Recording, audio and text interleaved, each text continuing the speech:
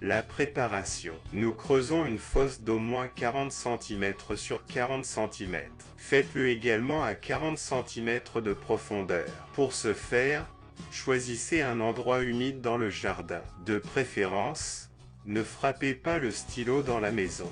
Dévissez les capuchons de protection des deux côtés de la broche de mise à la terre. Installez une prise sur le côté plat de la broche de mise à la terre. Insérez la goupille dans le sol avec le côté tranchant en biais. Ce n'est pas comme ça que ça devrait être. Utilisez votre marteau perforateur électrique pour tirer en douceur la goupille dans le sol. Assurez-vous de percer la goupille dans le sol à un angle de 10 à 15 degrés.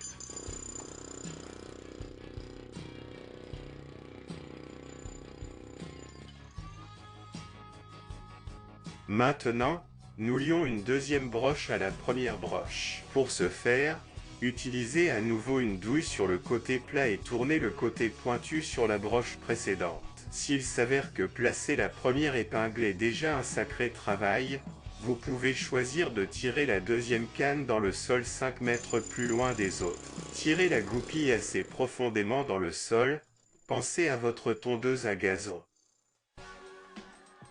Donc, maintenant, vous devez faire la connexion au briseur de terre à l'intérieur de la maison. Pour ce faire, utilisez un câble de mise à la terre de 16 kg. Ce câble ne doit pas nécessairement être dans une gaine de protection. Par mesure de sécurité, dénudez le câble et connectez-le à deux bornes de mise à la terre.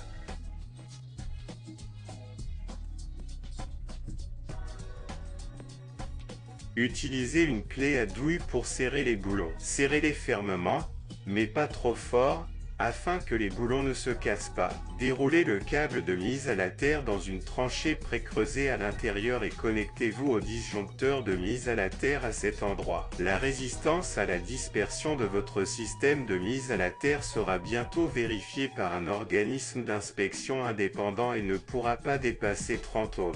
Bonne chance!